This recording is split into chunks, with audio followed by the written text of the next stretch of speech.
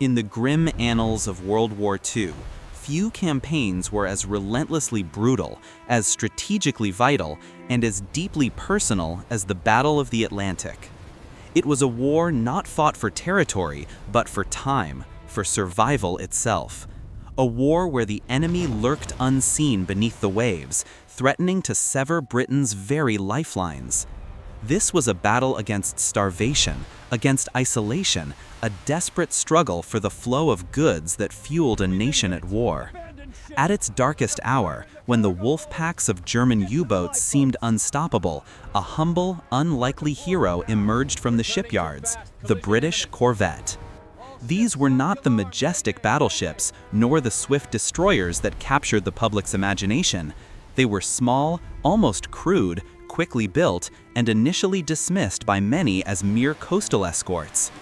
Yet, it was these very qualities, their simplicity, their ruggedness, their sheer numbers, that would transform them into the unsung saviors of the Allied cause. They were the Flower-class corvettes, born from a desperate need, forged in the unforgiving crucible of the North Atlantic, and destined to play a pivotal role in turning the tide of history. The story of the Corvettes begins not in the Admiralty's grand halls, but in the practical world of civilian shipping.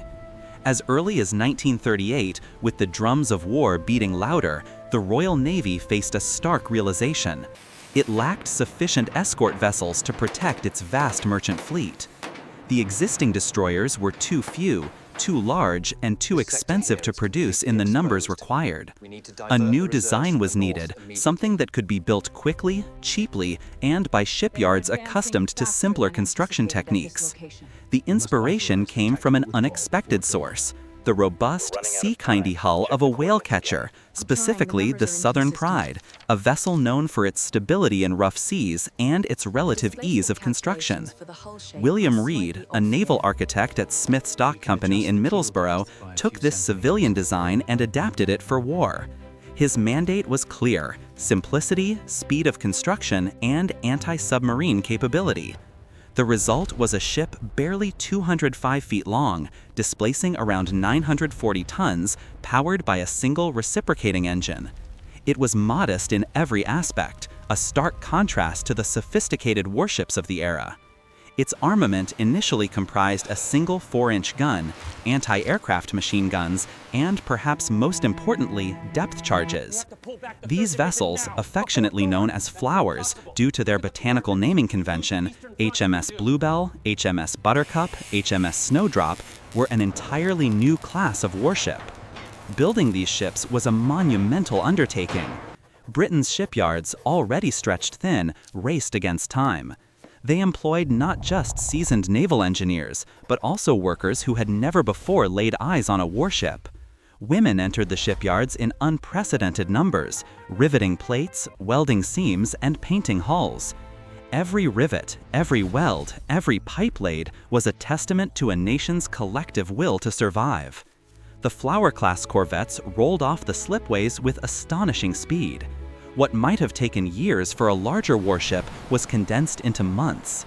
Their construction was a masterclass in wartime improvisation and industrial mobilization, demonstrating an urgent pragmatism that often transcended traditional naval doctrine. But while the corvettes were fast to build, they were slow to sail.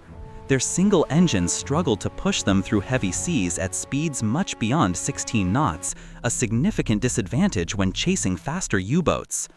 Their short length, while making them agile, also made them incredibly uncomfortable in the notoriously violent Atlantic. They were infamous for their lively motion, rolling and pitching with an almost violent abandon.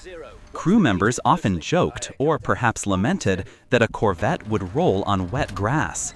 This characteristic, though a source of grim humor, masked a profound truth.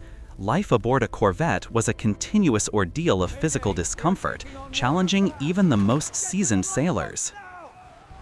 Sound of waves crashing violently against a hull, creaking metal, distant shouts. Imagine the scene: a mid-Atlantic convoy stretching for miles across the vast, gray expanse. Hundreds of merchant ships, laden with vital supplies, food, fuel, ammunition, raw materials, lumbering slowly through the treacherous waters. Their only protection against the lurking predators below were a handful of these small, unassuming corvettes, often accompanied by a destroyer or two, a patrol frigate, or perhaps a sloop. The air was thick with tension, a perpetual state of readiness broken only by the deafening roar of a depth charge exploding or the chilling shriek of a U-boat's torpedo finding its mark. This was the theater of the Battle of the Atlantic, and the corvettes were always center stage, facing the U-boat threat head-on. For the young men who manned these ships, many barely out of their teens, the reality of war was a stark awakening. They joined the Royal Navy with a sense of adventure perhaps, or a patriotic duty, only to find themselves thrust into a brutal, claustrophobic existence. The conditions aboard a corvette were primitive. Living quarters were cramped and perpetually damp. Sanitation was basic. Fresh water was a luxury, carefully rationed. Food was often monotonous, a grim daily battle against seasickness and fatigue. There was no escape from the elements. The Atlantic weather was unforgiving, transforming the deck into a perilous skating rink of ice and spray, while below, the ship groaned and shuddered, a metal cage tossed about by the enraged ocean. Sleep was a fractured dream, snatched in short, uncomfortable bursts, often while still fully clothed, ready to spring into action at the sound of the alarm. The rhythmic clang of the ship's bell, signaling action stations, would rip through the fragile calm, propelling exhausted men into a frenzy of activity. Every man had his post, every action was drilled into muscle memory. From the sonar operators straining their ears for the faint ping of a submarine, to the gun crews bracing against the ship's wild movements, each played a vital role in the desperate dance of survival. Fear was a constant companion, a cold knot in the stomach, but it was often overshadowed by a grim determination, a bond of camaraderie forged in shared peril. Their missions were grueling, stretching for weeks on end. Convoy duty meant endless patrols, scanning the horizon, listening for the telltale sounds of a submerged enemy. It was a monotonous vigilance punctuated by moments of sheer terror. A sudden explosion, the sight of a torpedo track, the desperate scramble to rescue survivors from icy waters, these were the scars etched into the minds of corvette crews. They witnessed firsthand the horrific destruction wrought by the U-boats, the tragic loss of merchant ships and their brave crews. These images fueled their resolve, transforming them from reluctant sailors into hardened U-boat hunters.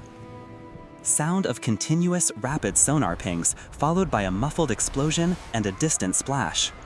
Initially, the corvettes were somewhat ill-equipped for their task. Their sonar, or ASDIC as it was known, was rudimentary.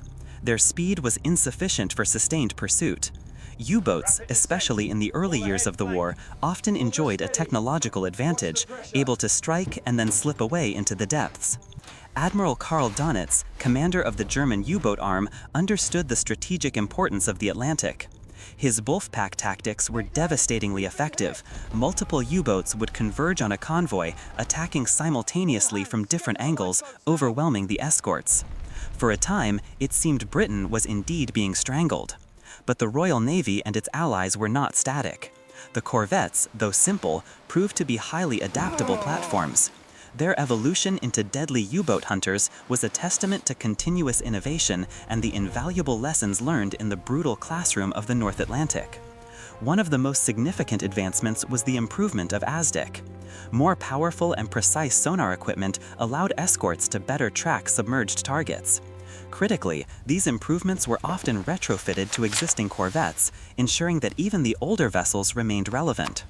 Another crucial development was radar.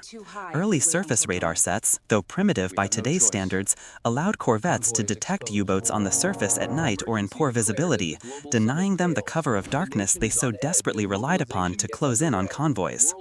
This was a game changer, forcing U-boats to remain submerged for longer periods, consuming precious battery power and reducing their speed.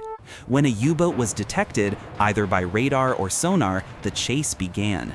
This was where the corvettes, despite their speed limitations, truly shone. New anti-submarine weapons also began to appear. While depth charges remained the primary weapon, their effectiveness was often limited. Dropped from the stern, the ship had to pass over the U-boat before the charges could be released, losing sonar contact in the critical moments directly above the target. The answer came in the form of head-throwing weapons, such as the Hedgehog mortar. This innovative weapon fired 24 spigot mortars in a circular pattern ahead of the ship. If one of the contact-fused charges hit the submarine, it detonated.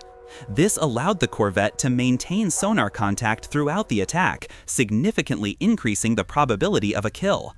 The psychological impact on U-boat crews, knowing a barrage of lethal projectiles was heading directly for them, was immense. Beyond technology, tactics evolved rapidly. Convoy escort groups learned to work as a coordinated team. Instead of individual escorts chasing after every contact, they developed sophisticated search patterns and attack procedures. One corvette might maintain sonar contact while another circled to drop depth charges, and a third stood ready to rescue survivors or fend off other attackers. This teamwork, honed through bitter experience and constant training, transformed the disparate escorts into a cohesive, deadly force. The corvettes, once seen as mere supplementary vessels, became indispensable. The impact of the British corvettes on the Battle of the Atlantic cannot be overstated. By 1943, the tide began to turn. The sheer numbers of corvettes, coupled with improved technology, evolving tactics, and increasingly effective air cover, started to tip the scales against the U-boats.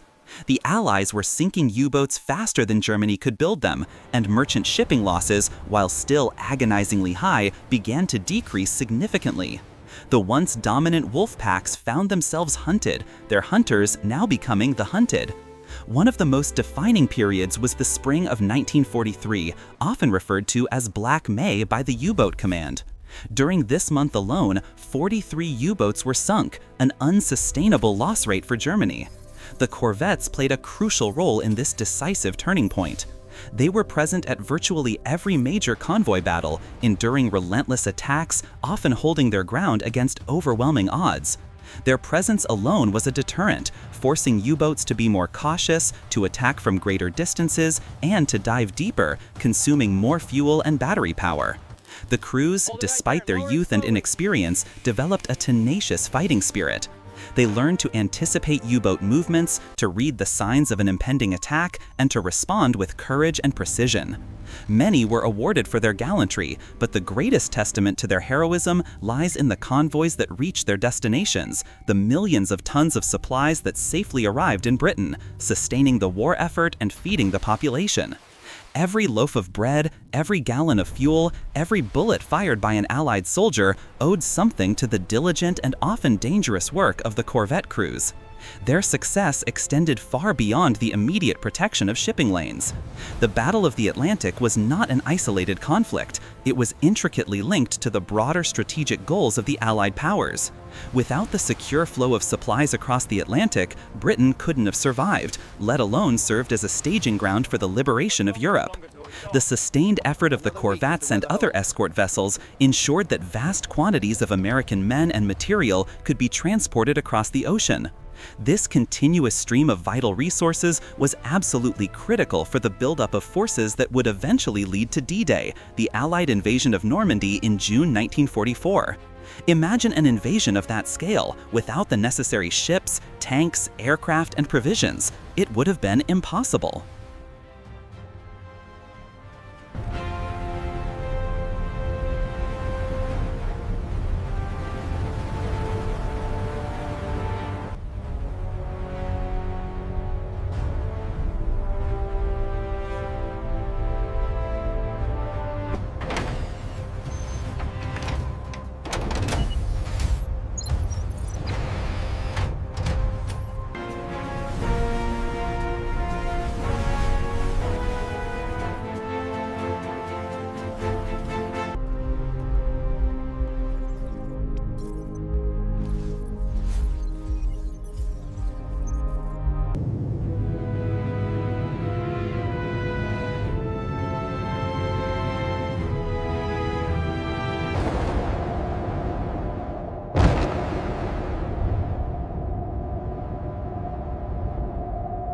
Contact bearing 090, sir. Moving fast. Hard to starboard. All ahead full.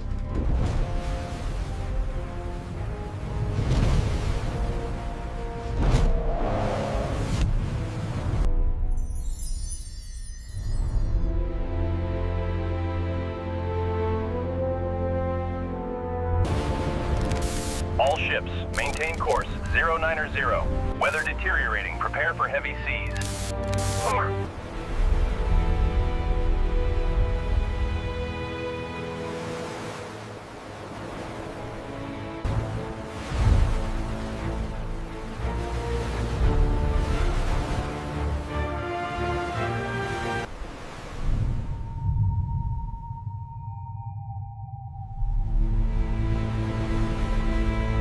The displacement calculations are nearly finalized. Good. We can finalize the rendering by the afternoon.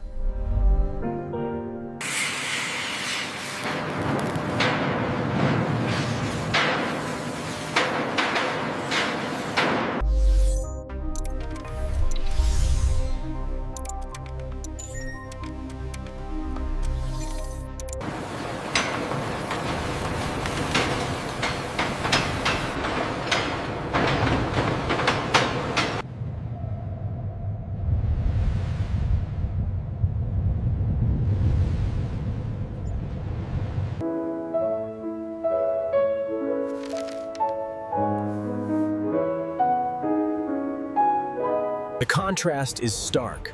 The humble strength of the Corvette alongside the overwhelming scale and elegance of the modern destroyer.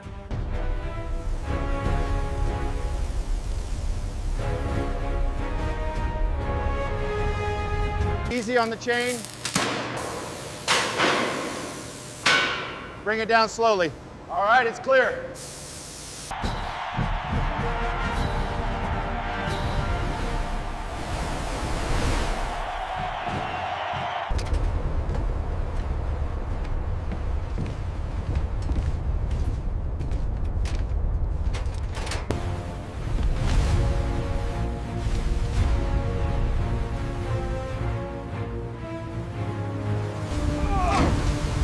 Are the hatches secured? Yes, sir.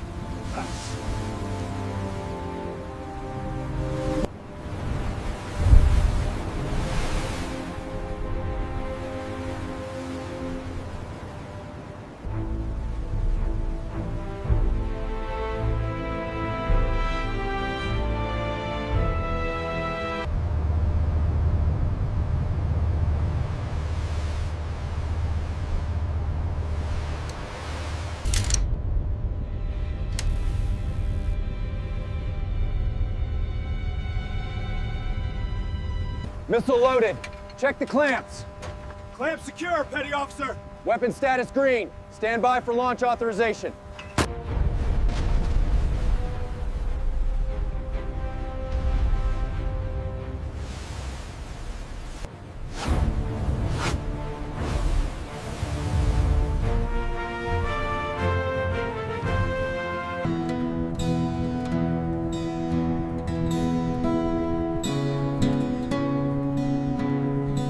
Rough shift.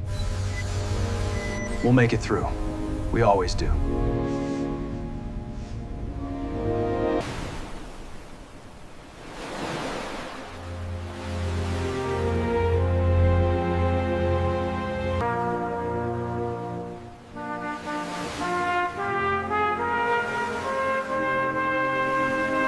Echo Division, maintain screening position. U-boat spotted bearing 045.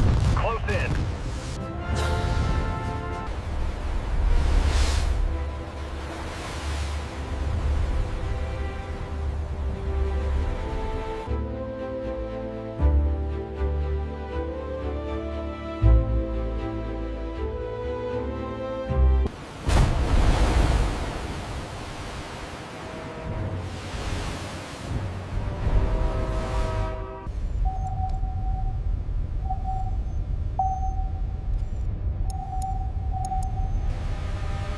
Captain, contact confirmed. Bearing 090. Red alert. All hands to battle stations. Lock weapons and prepare to engage.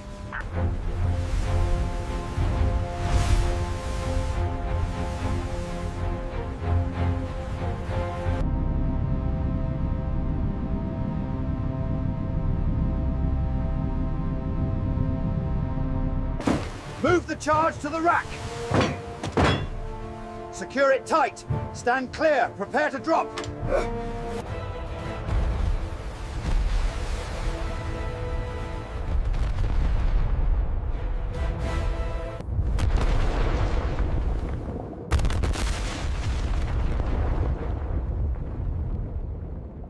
Damage control to the engine room. Move! We're taking on water. Brace for impact. The pumps are failing. Seal the bulkhead.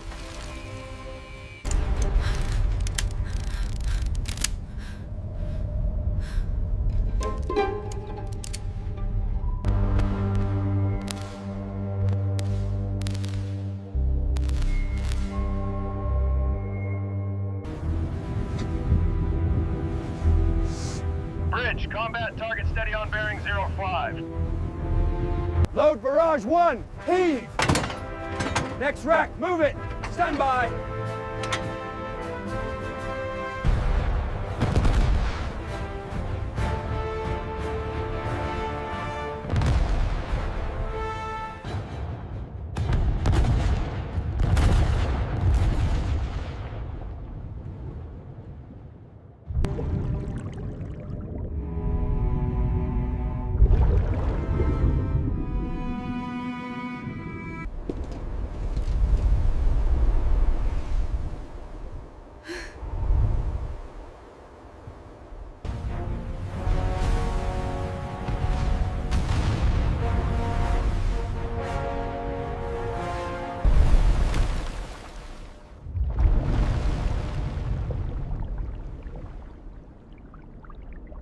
Schott dicht machen.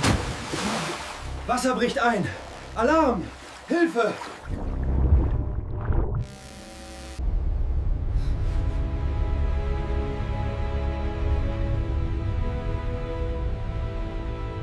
Keep that steam pressure stable. We are almost at maximum capacity.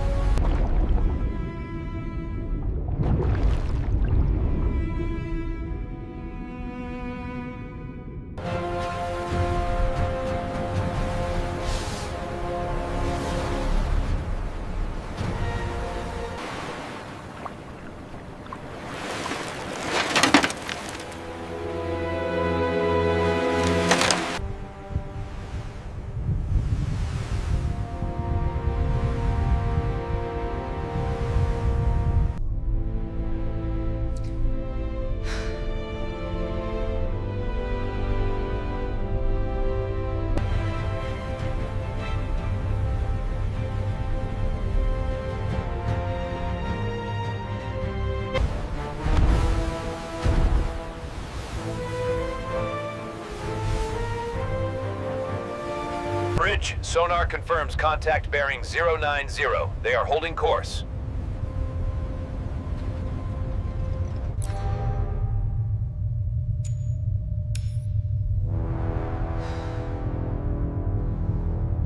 Change of course, immediately. New vector, mark 2905. Course set, Captain. Holding steady.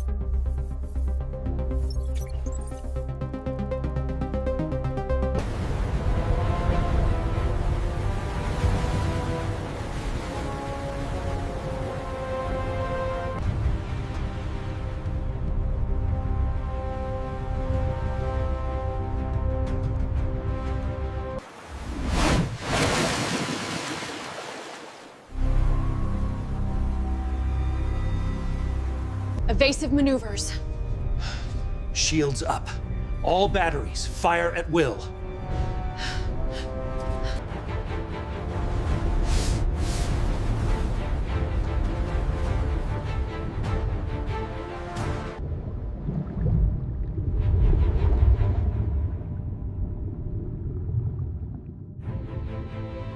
We have a solid contact. Ping rate increasing. Designation Sierra 1.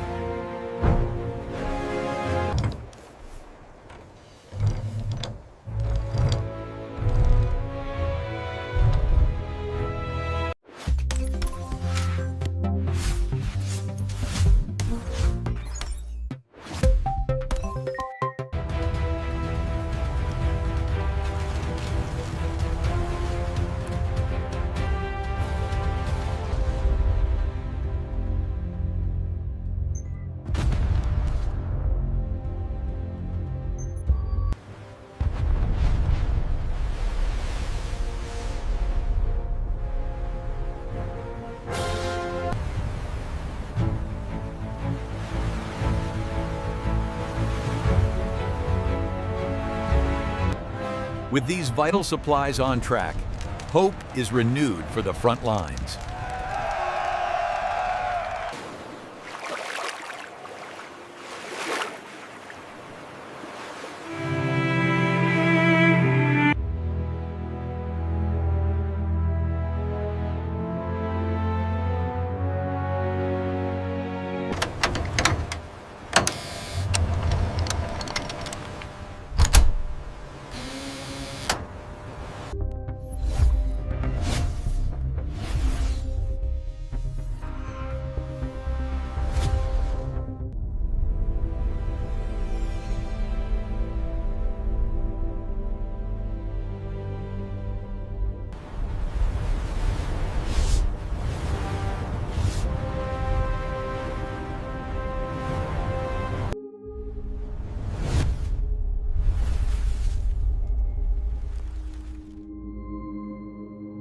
Pull harder, we're losing it.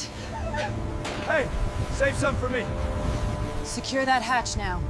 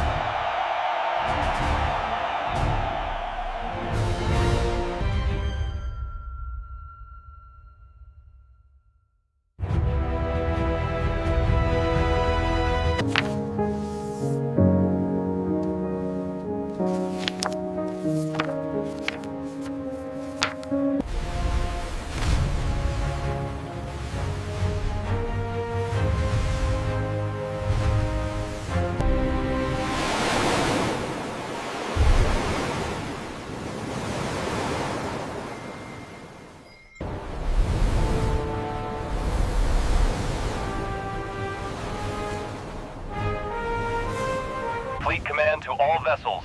Execute Phase 3 maneuvers. Acknowledged. Command.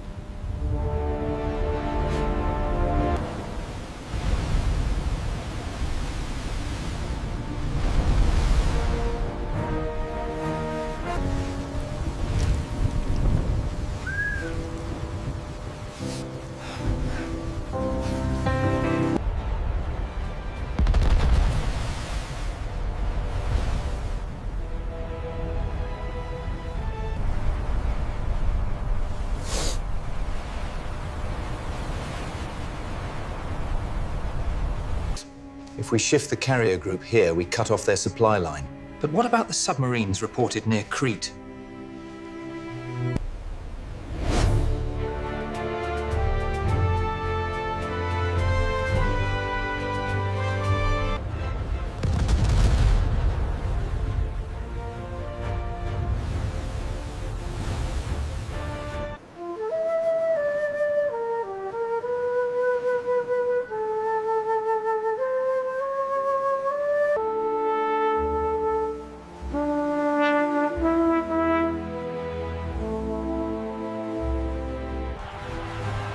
As the front lines shifted across the globe, the dedication of our workers fueled the fight.